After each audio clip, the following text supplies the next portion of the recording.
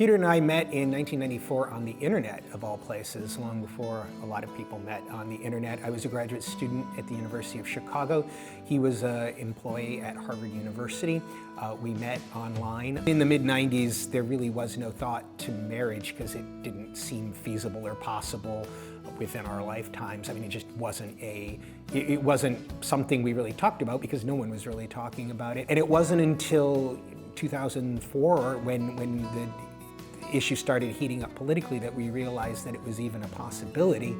And then after marriage equality became legal in Massachusetts, we decided if we were going to do it, we better do it soon because we didn't know what the elections that November were going to bring. So like a lot of couples, we got married before the November election. We had already been together for 10 years. We owned a house together. Our lives were pretty intertwined, so there wasn't, your stereotypical Hollywood proposal moment. It was a thing that we decided we could do and we wanted to do because we could do it before that right was taken away. He was a quiet, gentle person who everyone genuinely liked, and I miss him a lot.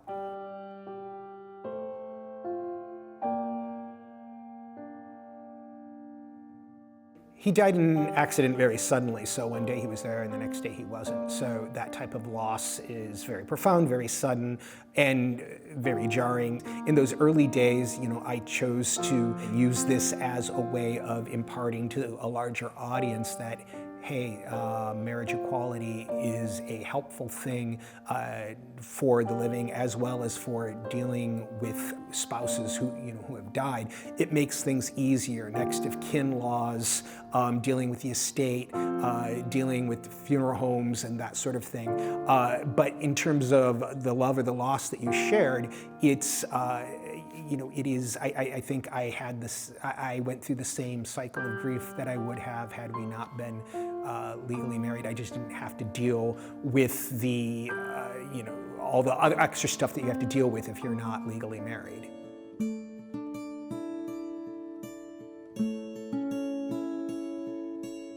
I think for me, the first responders' response, because of the fact that I was in Massachusetts, in the Boston area, they were extremely respectful. They were very kind. I can't say that I would have had that same reaction with first responders in other parts of the country, not only then, but even now.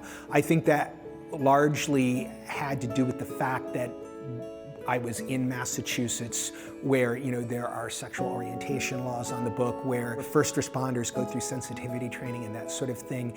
That's the type of thing that I think made it easier for me because I can envision there being parts of the country, even probably within parts of Massachusetts, where that would have been a different situation altogether.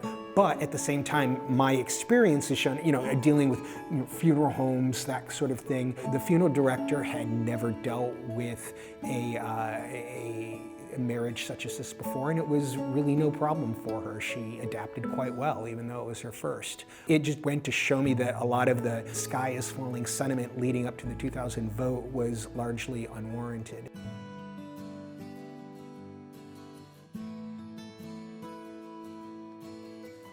After Peter died, I received a lot of support from all sorts of quarters, from my old internet friend base from the mid-90s, who we were still friends with, from work, from theater. I was very active at Improv Boston at the time. And that sort of support transcended sexual orientation. My queer friends were just as supportive as my straight friends. It's grief and loss is grief and loss. I lost a spouse, but a lot of people lost a friend too.